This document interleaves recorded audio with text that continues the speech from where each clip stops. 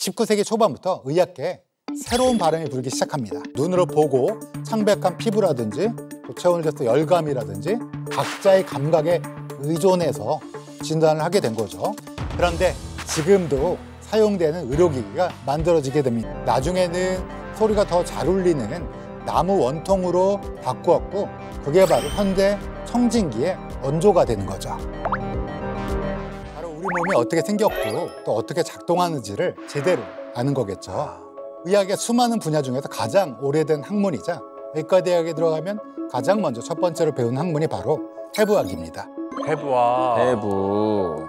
신이 중심이 되던 고대에는 신의 영역인 인체를 훼손하는 일은 금기시됐거든요. 하지만 이제 르네상스 16세기가 들면서 의학의 암흑기를 벗어나기 시작하였는데요. 신이 아닌 인간 중심의 사고를 시작하면서 과학적 탐구와 실증적 연구가 관심의 대상이 되었습니다. 의학 교육의 필요성이 제기됨에 따라 사형수 시신을 해부용으로 제공하는 관행이 생겼고요. 당시에는 이제 보통 사람을 돌아가신 분을 해부하지는 못하고요. 사형수 시신에 대해서만 합법적으로 해부가 가능했는데요. 이 당시에 칼을 잡은 사람은 누구였을까요? 이발사요. 이발사? 정확합니다. 윤소희 씨 역시 대단한 브레인. 이야, 이거 어떻게 알아? 이게 퀴즈로 나왔어야 되는데. 아, 그러네요. 그러니까. 사람의 몸을 직접 절개하는 일은 칼을 다루는데 익숙한 기술자가 하는 게 좋겠다. 그래서 이발사가 담당을 했고요.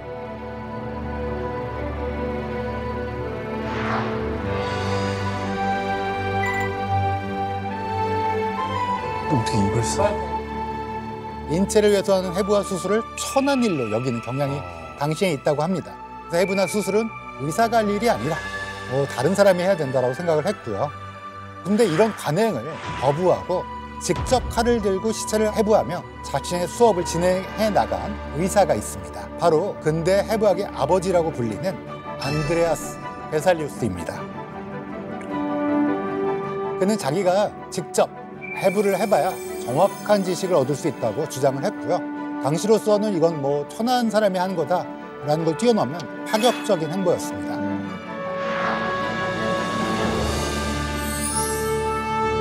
베살리우스는 교과서처럼 여겨졌던 기존 해부학 이론서에서 수백 개의 오류를 찾아내게 됩니다. 그리고 1543년에 인류 해부학의 이정표라고 얘기할 수 있는 책을 출간했는데요.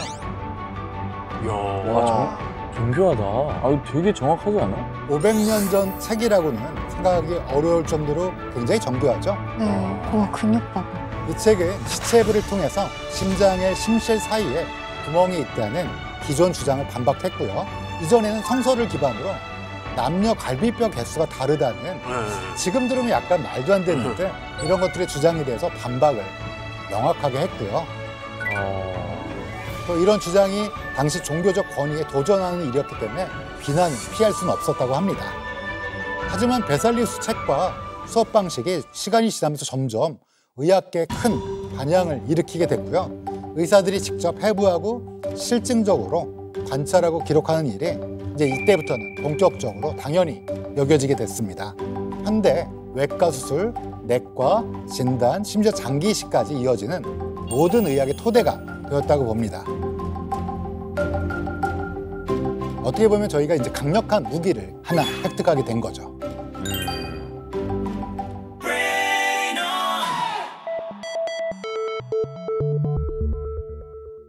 19세기 초반부터 의학계에 새로운 바람이 불기 시작합니다. 뭐지? 당시 의사들이 환자의 병을 진단하는 가장 기본적인 방법이 혹시 무엇이었을까요? 19세기요. 물어보는 거. 문진. 네. 그렇죠. 눈으로 보고 창백한 피부라든지 또 체온을 재서 열감이라든지 각자의 감각에 의존해서 진단을 하게 된 거죠. 말 그대로 눈에 보이는 병 또는 본인이 이렇게 촉각이나 시각으로 알 수 있는 그런 병에 대해서만 진단할 수 있었던 시기였다고 볼 수 있겠죠. 그런데 지금도 사용되는 의료기기가 만들어지게 됩니다. 엑스레이? 1800년대 초반? 그럼 여기서 문제를 내겠습니다. 자, 문제 드립니다. 19세기 초반에 발명돼 현재까지도 아주 중요한 역할을 하는 이 의료기기는 무엇일까요?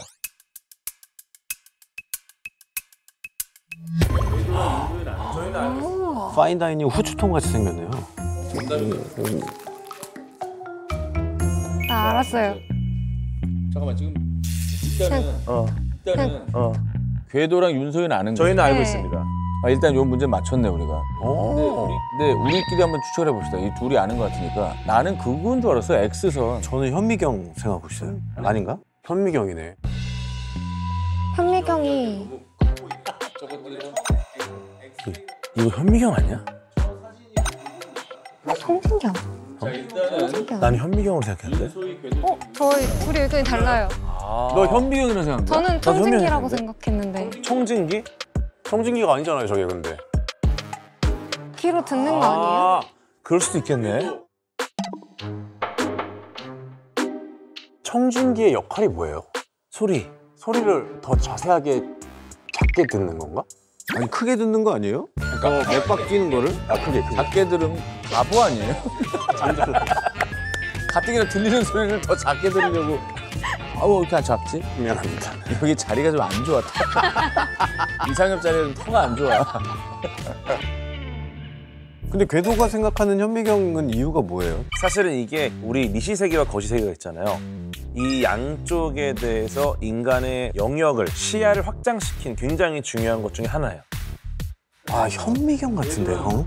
현미경이네? 현미경인 것 같아요. 근데 제가 알기로는 청진기가 맞아요 이때. 왜요? 이 시기에 개발된 게 청진기가 이렇게 그거 발명이 되면서 달라졌다라고 그냥 들은 기억이 있거든요. 잠깐만 저 귀로 이렇게 뒤에다 대고 이렇게 배에다 댔나? 뉴턴이 살았을 때 훅이 살지 않았나요? 훅이 현미경 개발했잖아요. 그래서 그때라서 훨씬 전일 거예요. 분해를 해놓은 건가 저게? 아, 근데 제가 잘못 봤어요. 왜냐면은 19세기 초반이면은 렌즈는 사실 훨씬 빨랐을 것 같아. 네, 이거 한참 뒤네요. 그렇지 뉴턴이 훨씬 전이니까 말도 안 되는 소리였던 거예요. 아니 아까부터 현미경 하다가 실수 인정합니다. 제가 시대를 좀 잘못 봤습니다. 자, 이제 정답 도전해 보시죠. 소희야 가자. 소희야 가자. 윤소희 씨. 네. 정답 청진기요. 야 윤서희 대단하다. 이거 맞추면 한번 읽어볼까요? 나 갑자기 떨리네. 아니야 맞아. 현미경이 있으면 바로 일어난다. 그렇지. 그렇지. 역시. 궤도 때문에 틀릴 뻔했다. 그래도 좀 현미경이라 하신 분 누가 계시죠? 아무도 현미경이라 현미밥이라고 했지 너 현미경이라고. 나도 현미경이라고 했어. 네, 정답은 청진기인데요. 이건 1816년 프랑스의 의사 라이에네크가 발견한 최초의 청진기입니다. 당시 라이에네크는 심장병을 앓고 있는 젊은 여성을 진찰하며 이 청진기를 보완했다고 하는데요. 청진기가 만약에 없던 시절에는 어떻게 병을 진단했을지 그림으로 살펴볼까요? 됐네. 아 직접 귀를 댔네. 아 배에다가 귀를 대고 있네. 여성 환자의 경우에는 몸에다 직접 댄다 그러면 당시에도 엄연하게 그런 게 구별되던 시기니까 굉장히 불편했을 거고요. 또 이제 문제가 비만 환자예요. 귀족 중에서 막 살이 찐 비만 환자의 경우에는 귀를 갖다 대도 정밀한 진단이 어려우니까요. 배에 얼굴이 파묻힌대. 꼬르륵 소리만 납니다. 네, 그러니까 라이네크가 새로운 아이디어를 떠올릴 수밖에 없었습니다.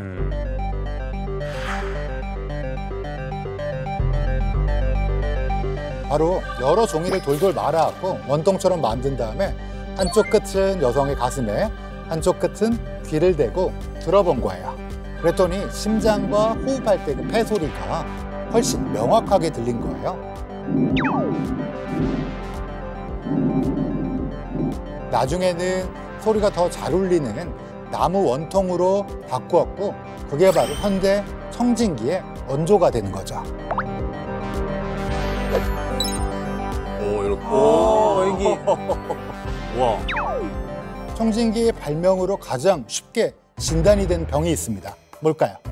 감기. 호흡기 질환일 것 같다. 폐렴입니다. 폐렴 폐렴. 천식 나타났습니다. 그 전까지는 증상이 꽤 진전된 후에야 감기인지 아니면 좀 더 심각한 폐렴인지를 구분할 정도였는데요. 그렇지. 청진기가 등장하면서 폐 속에 생기는 비정상적인 호흡, 빠그락빠그락 한다거나 그래서 폐렴도 보기에 진단할 수 있게 됐습니다. 그러면 혹시 의사 그러면 다들 목에 둘러 쓰는 네. 청진기 다들 익숙하실 거예요. 네. 저도 이제 의과대학 들어갔을 때 처음에 이제 청진기를 각자 구매하라고 시키거든요. 그래서 이제 앞에 가서 타서 딱 하면 마치 의사가 된 것처럼 느꼈던 기억이 30년 전쯤에는. 선생님, 근데 청진기도 가격대가 좀 다 다릅니까?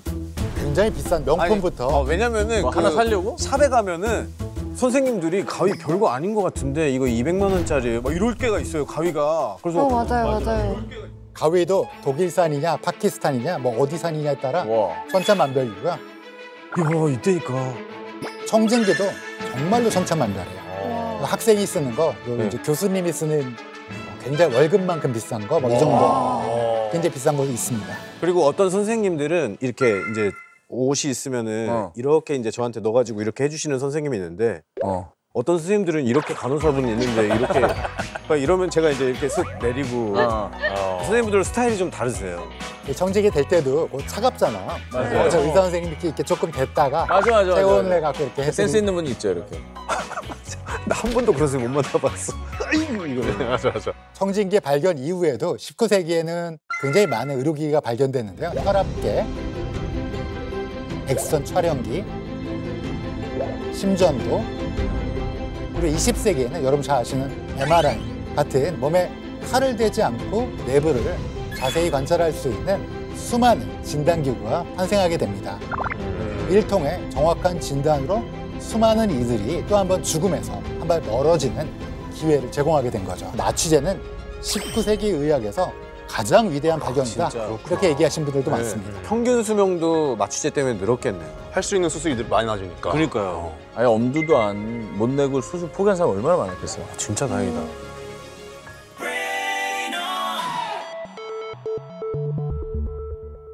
마취제의 발견 이후 수술 중 환자의 고통을 크게 줄이며 인류의 죽음을 막아내는 새로운 가능성을 열었다고 말씀드렸잖아요. 그럼에도 불구하고 수술이 고통에서 벗어났다고 해서 당시 수술에 대한 모든 위험이 사라진 건 아니었습니다. 여전히 수술 후에 많은 환자가 원인 모를 열과 감염으로 수많은 생명을 잃게 되었는데요.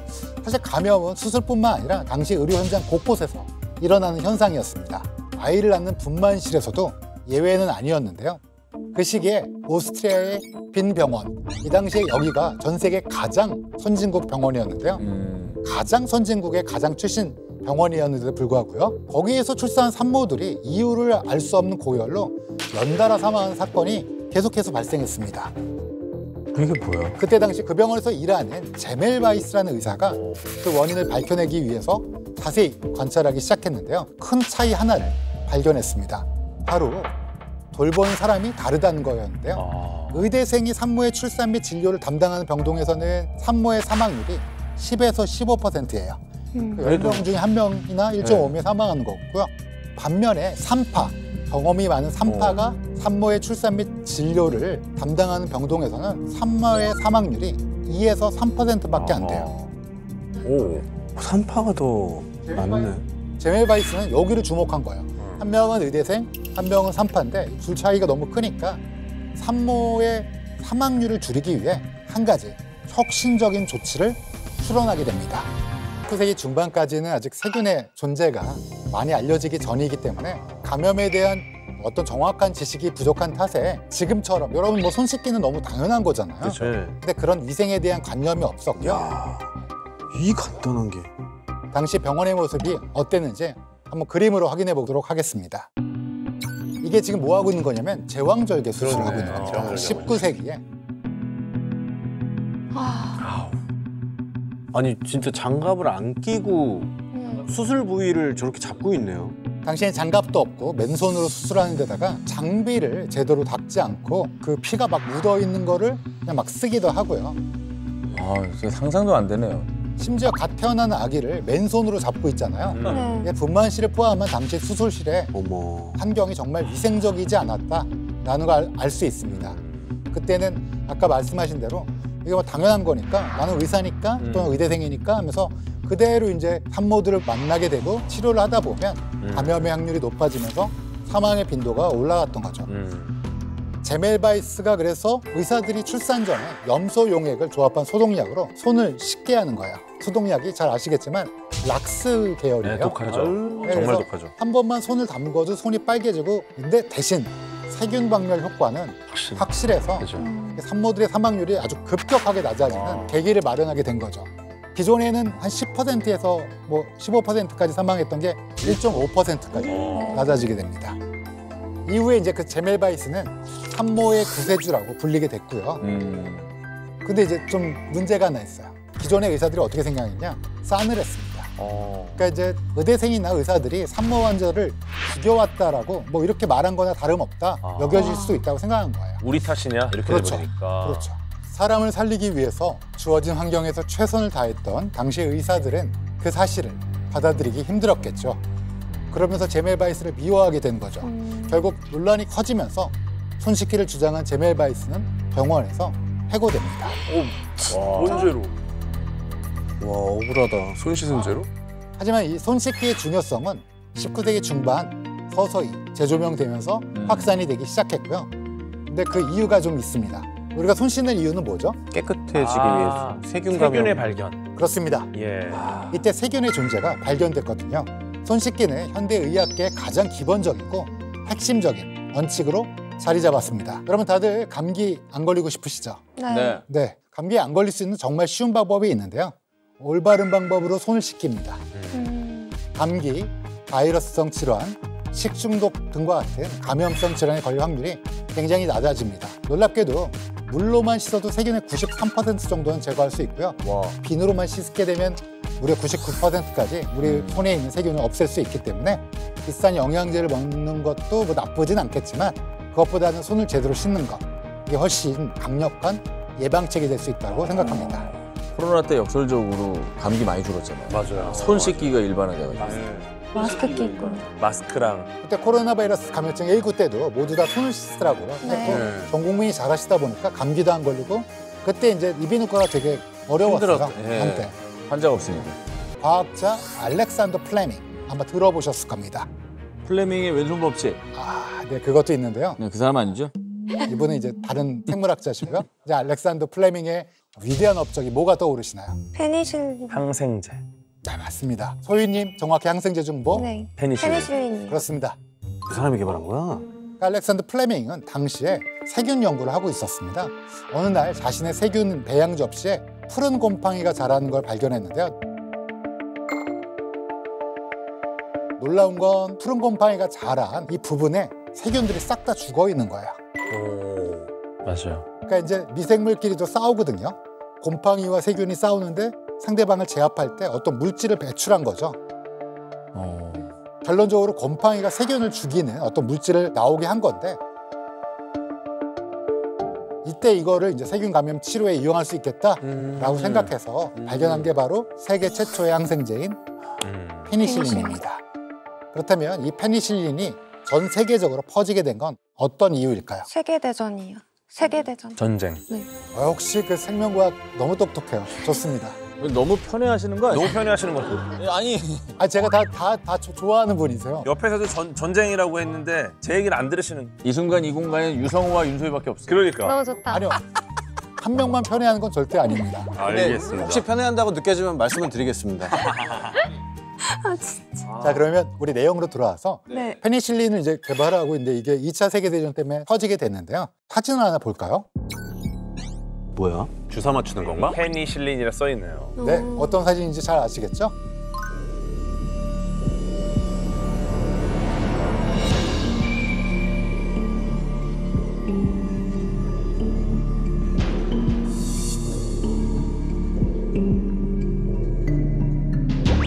전쟁 중에 군수물자로 페니실린이 대량 지원되면서 사망 확률이 굉장히 떨어지게 되는 거죠. 이야. 그러니까 이제 상처가 나면 그 상처에 세균이 들어오면서 예전에 폐혈증 같은 치명적인 병을 일으키게 되고 그 때문에 이제 사망하게 되죠. 페니실린이 대량으로 군대에 보급되면서 폐혈증을 치료하는데 아주 탁월한 효과를 보였기 때문에 전 세계적으로 이 페니실린의 명성이 높아지게 됩니다. 폐혈증을. 수많은 병사가 죽음의 문턱에서 살아나게 된 거라고 볼 수 있는데요. 땡스 투 페니실린. He will come home. 너무 감동적이죠. 네. 그 정도였네, 페니실린이. 부상병들을 무사히 집으로 갈 수 있게 하는 기적의 치료제라고 불릴 정도로 페니실린의 역할은 정말 대단했습니다. 와. 이후 페니실린은 전 세계적으로 전쟁 이후에 퍼져나가게 되면서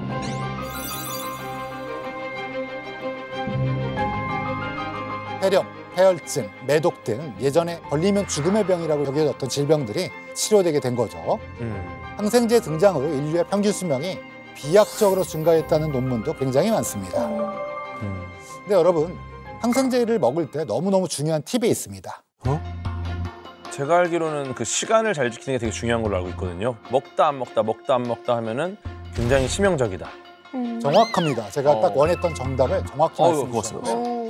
역시. 우리가 이제 질병이 있게 되면 항생제 처방을 받잖아요. 네. 그럼 약을 꼭 제 시간에 제 시간에. 끝까지 챙겨서 드셔야 돼요. 맞아, 끝까지 먹어야 돼. 몸이 조금 나아졌다라고 처방받은 약을 중간에 그만두거나 안 먹거나 이러면 그런 분 경험 혹시 있으신지도 많죠.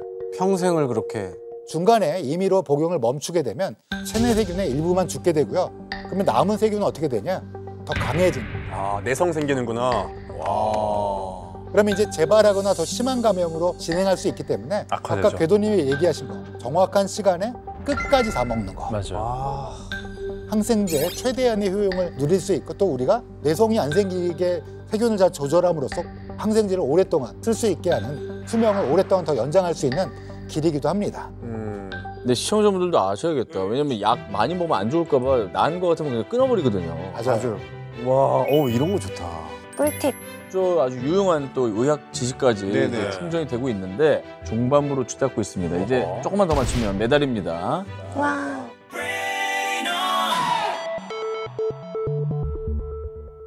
의학이 눈부시게 발전했고 항생제와 백신의 등장이 수명을 늘렸지만 사고, 자살, 타살과 같은 이유로 죽음을 맞이한 사람은 여전히 많습니다. 바로 죽음을 과학적으로 밝혀내고 억울한 죽음을 막기 위한 의학, 법의학이 존재하는 이유도 이런 배경이 있는 거죠. 법이야. 나온다 이제.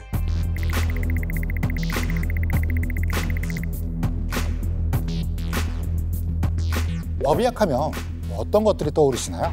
범죄 같은 거 떠올라요. 시체. 부검. 대부분 죽은 사람을 해부하는 학문으로 생각할 텐데요. 사실은 법의학은 산 사람을 위한 학문이라고 얘기해도 괜찮습니다. 왜냐하면 누군가의 죽음에 대해서 조사하면서 새로운 의학의 세계가 열리기도 하거든요. 네. 그건 곧 살아있는 사람들의 생명과 안전을 지켜주는 강력한 역할을 하기도 합니다. 1892년도에 아르헨티나의 한 가정집에서 6살, 4살의 어린 남매가 잔혹하게 칼에 찔려 죽은 채로 발견됩니다. 사건을 신고한 사람은 바로 아이들의 어머니 프란시스카였어요. 아이들의 어머니는 그 역시 온몸에 상처를 입은 상태였고요. 경찰 조사에서 이웃이었던 벨라스케를 범인으로 지목합니다. 이웃을 법인으로 지목한 이유가 따로 있었나요? 그 남자가 평소에 본인한테 찝적대기도 했고 그걸 거절했더니 복수로? 가족을 죽이겠다고 협박했다는 것을 진술했습니다. 앙심이네. 경찰은 곧바로 벨라스케를 살인 혐의로 체포했는데요. 정황에 맞아 떨어지는 그가 범인이라고 생각할 수밖에 없었어요. 하지만 남자는 자신이 절대 범인이 아니라고 강력하게 부인했습니다. 당시만 해도 범인의 자백을 받아내기 위해 잔인하고 비인권적인 고문과 같은 수사 방식이 사용되기도 하던 시대였는데요. 경찰은 그 남자를 엄청나게 구타를 하고 또 가족들까지 구속했다고 거짓말까지 하며 자백을 강요하기도 했습니다. 하지만 벨라스케는 억울하다면서 계속해서 자신의 결백을 주장했습니다. 아니었을 것 같아. 아니었으니까 저 법의학으로 알아냈을 것 같아. 그렇지. 아니라는 걸. 실제로는 그가 범인이 아니었습니다. 에이. 그럼 범인은 누구였을까요? 엄마. 나온 사람 중에서 엄마밖에 안 남았으니까요. 갑자기 다른 사람이면 이상하니까. 옆에 마르티네스 씨. 이상하잖아요. 자, 그러면 여기서 문제를 내겠습니다. 1892년이라고 말씀드렸고요. 남매 살인 사건에서 진범을 밝혀낼 수 있었던 결정적 증거는 무엇일까요? 뭔가 알 것 같아요. 이거는 범죄에서 굉장히 많이 쓰이는 범죄 현장에서 우리가 지문. 지문 아니야? 저는 다른 거 생각했는데. 걔도 뭐라 생각해? DNA. 저도 DNA 생각했어요. DNA 생각했는데. 그때 DNA 19세기 후반 아니라고 하지 않았어요? 이때쯤에 DNA가 X선도 막 생기고 이럴 때라서. 1892년. 벌써 DNA를 대조한다고? 아니 칼의 손잡이에 엄마 DNA만 있는 거야. 그럼 지문도 괜찮겠네. 지문은 너무 지문은 옛날 스타일이라. 그 전에 했을 것 같아. 네. 다른 의견 없습니까, 형님? 없어요? DNA가 난 근데 사실 저 시대 DNA 하니까 조금 이질적인 느낌이긴 해요. 나도 좀 이질적이긴 해. 19세기라. 근데 지문이 왜 옛날 스타일이야? 지금도 지문은 엄청 중요한 증거인데? 그래. 저 생각을 좀. 진짜 지문이야? 그런가? 진짜 심플하게 DNA가 좀 뒤로 가고 흉기의 지문일 수도 있겠다. 지문 채취. 그 너무 단순하긴 한데 이 당시로 보면 획기적이지. 그러니까 옛날이야. DNA 같은 거 아니라고. 그래. 갑니까? 가봅시다. 정답! 지문! 화면으로 확인해 볼까요? 표정이 안 좋으시네. 야, 여기서 부러지면 안 되는데. 옛날이니까.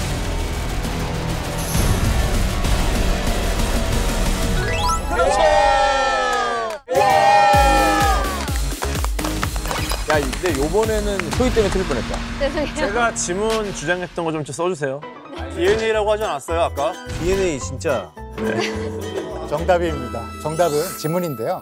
아까 DNA는 사실 1980년도가 돼야지 사람마다 그 DNA가 다르다는 알렉 제프스 경의 네이처 논문이 1980년도에 나온 뒤구나. 1980년대. 네, 그렇습니다. 되게 최근이네. 굉장히 최근 지식인 거고요. 이 사진이 바로 이 사건에서 채취된 엄마, 범인의 지문인데요. 와, 진짜 못됐다. 요즘엔 범죄 수사나 부검할 때 가장 기본적으로 먼저 확인하는 게 지문인데요. 네. 이 남매 살인 사건의 바로 세계 최초의 지문이 범죄 수사에 결정적 증거로 사용된 사건이었습니다. 유력 용의자였던 아까 벨라스케 남자는 계속해서 범행을 부인했고요. 수사에 진전이 없자 경찰은 다시 한번 범행 현장을 찾게 됩니다. 살해당한 아이들의 방문에서 피와 함께 굳은 지문 발견했고요. 경찰은 남매의 어머니 프란시스카의 10손가락 지문을 채취해서 비디오 감식을 의뢰했습니다. 세상에. 결과는 정확히 엄마의 지문과 일치했습니다. 아, 진짜 사람도 아니다. 이걸 갖고 투사를 진행하자 자백을 하게 됐는데요. 대체 왜 친모인 프란시스카는 자기 아이들을 죽이려고 했을까요? 왜 그랬지? 옆집 남자가 아까 추근덕댔다고 했잖아요.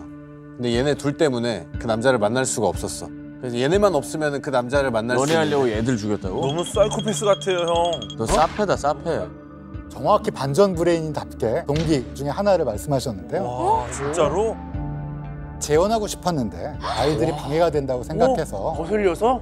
사페는 사페를 알아보는 거야. 사페라니요.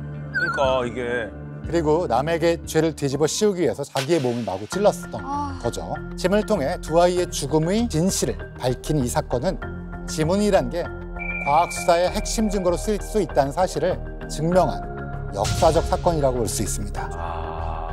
그 전에는 왜 지문이 찾기 쉬운 흔적일 수 있는데 왜 안 쓰였던 거예요? 우리는 지문을 굉장히 오래된 기술이라고 생각해요. 네. 사실 당시 19세기 중후반까지만 하더라도 대부분의 범죄 수사는 목격자 진술, 자백, 그다음에 사용한 흉기 등 성장 증거에만 의존을 했습니다. 지문으로 사람을 정확하게 구별할 수 있다는 과학적 증거는 19세기 후반이 되어서야 확립이 됩니다.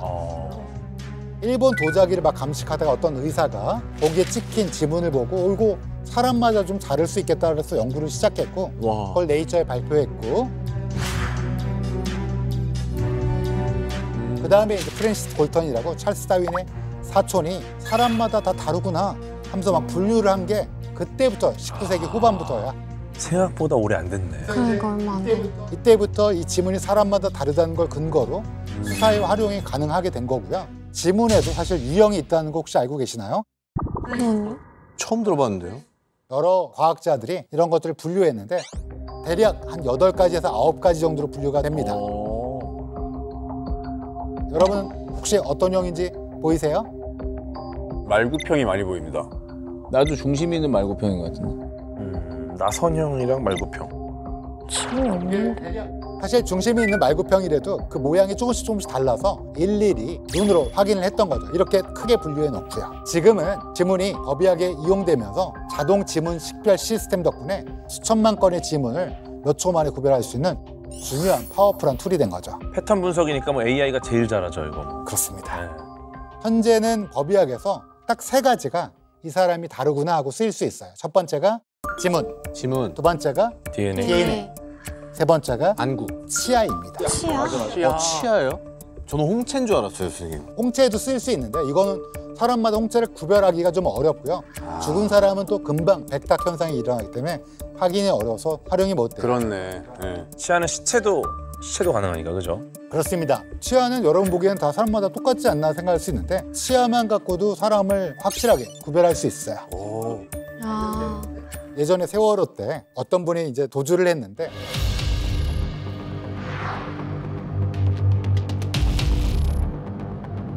국립과학수사연구원은 매실밭에서 발견된 시신은 유병원 씨가 맞다고 밝혔습니다. 어떻게 우리가 이분이냐를 확인했느냐? DNA도 검사도 했고 지문 검사도 했지만 또한 치열. 치과 의사분한테 이분을 어떻게 치료했는지 모든 걸 얻고 시신을 법치의학자가 또 확인을 하고 이 두 개를 각각 비교를 해보면 똑같다는 걸 확인한 거예요. 저도 그 자리에서 확인을 했고요. 와.